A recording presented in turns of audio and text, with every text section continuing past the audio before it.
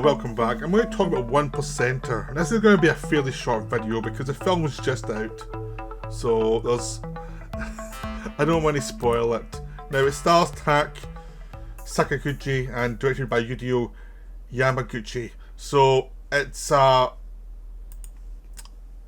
it's kind of a low budget action movie from Japan. Tak's been in lots of good stuff over the years. He's got a good screen presence. And I feel this was a passion project for the people involved in it. It's one of those ones that's like, you can tell it's low budget. You just tell it's low budget, but it's made with a lot of passion. And it's got a lot of opinions on how action movies are now made in Japan.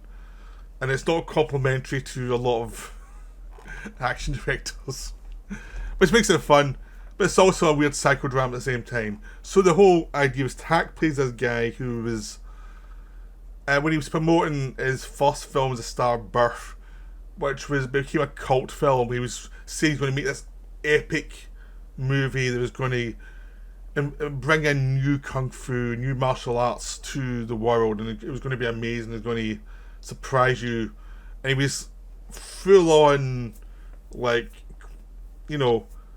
some people thought he was crazy as hell. He was just full on in belief in himself. Then you cut to 10 years later, and he's basically can barely get a job. He has to go work in an action movie which he has no respect for, where he has to tone down everything just to make a living. So life has not gone the way he had hoped, or the way he had presented himself as, this is where it's going to go. I'm going to change the industry. It has not happened. Instead, it's going the other way. You have a lot of stuntmen doing the work, and then the star comes in and does a couple of moves. A lot of cutting, a lot of wire work to suggest people can do things they really can't, and not very many people can actually fight. So he calls it ballet, basically. And the people making the films would not disagree, and nor would they be ashamed, because that's what they want to do. They want to do entertainment, to do fantasies that people can get behind, rather than do something that to showcase someone's talent that is a rare case. So the industry has moved on from him, and it's more about movie stars and more about just the fantasy element. And he decided he's going to make it with his assistant. He's going to make, even in the lowest budget possible, he's going to make the film he wants to make, and he's going to shoot it in this abandoned area, middle of nowhere.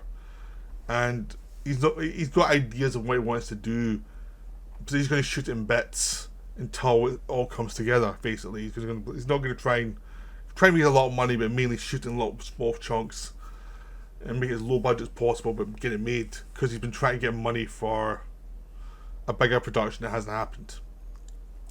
So when he's scouting this area, when he goes to a scouting chief, and the scouting says, "I've only got this one area that has what you want because you don't have any money, and I'm doing you a favour."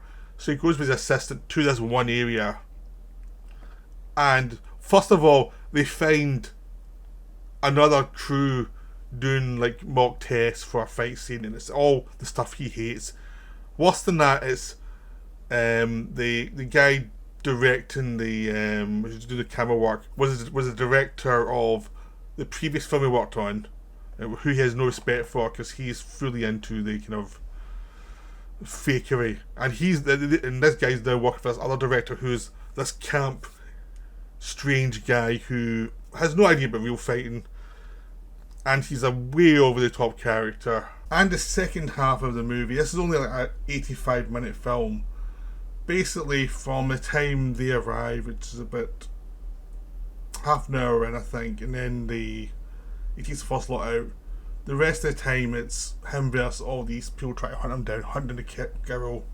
And it's just a joy watching him take them apart in different ways, using whatever comes to hand, stealing their guns for a time, just using like tools from this rundown factory. This factory has been, it's a zinc factory that's been abandoned.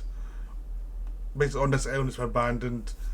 Every character has to decide whether to run away and wait for a boat that's going to come at some point, or they're going to fight these Yakuza, you know.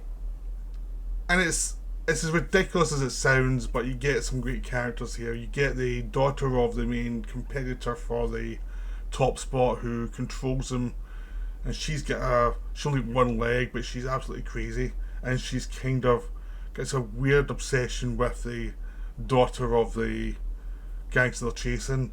You've got a whole bunch of people trying to prove themselves to their boss, to prove themselves to be the best, who are then, of course, taken apart. You've got a sentai of the girl who's the one-legged girl who's also a martial arts expert, so you just wait for him and Tak to have a face-off, and that will come, and it is wonderful. And just a general sense of watching Tak take them out one after another, just. But it's a case of he has to be tactical because he can't just go at them. He has to find areas where they are, trap them, then find practical uses for flashlights, things like that, to blind them, to slow them down, because he can't take them all in one at the same time. He has to find ways to distract them. And he's also not trying to kill them, he's trying to just injure them, break their legs, break their arms, make sure they can't kill him. He's not actually out to be a murderer. He just wants to protect the girl and prove himself to be exactly as good as he thinks he is. Which is kind of insane. Which is part of the joy of the film. Is the film knows that this character is kind of insane. And you find out more about him as you go along. And we are not going to tell you, really, it's spoilers, so you'll figure it out. But it kind of works both as a look at the craziness of someone who's obsessed with being the best. You've got a look at the Japanese action movie genre and how it's devolved or changed from what it once was. And you've just got a great kick-ass action movie that's kind of Die Hardy, but imagine Bruce Lee doing Die Hard. You've got the idea of what it is. Like, you know, in a factory. And yes, because the zinc factory's been shut down, they do turn it on and blow shit up. Of course they do.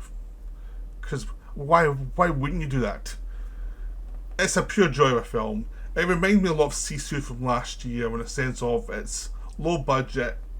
Some of the effects aren't the greatest because they've only got so much money, but they're doing so much practical and they're trying their best to make this thing look really good that you can't really be critical, because it's like they're doing a hell of a lot for not much money and it just looks really good for what they've got. And whenever they get a fight scene going, you know what's going on, you know the tactics, you watch the evolving tactics of the fight and can be involved in the fight and seeing how he works his way around the fight.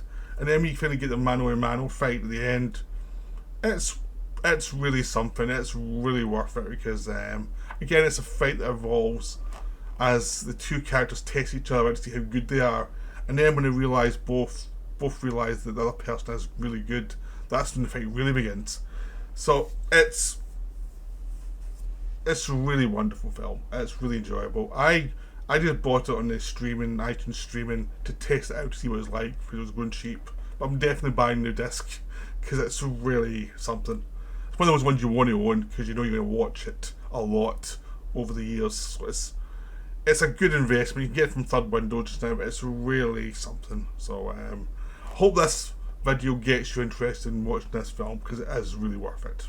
So that's me for now. Enjoy. You go see this film. It's really worth your time. Right. Bye.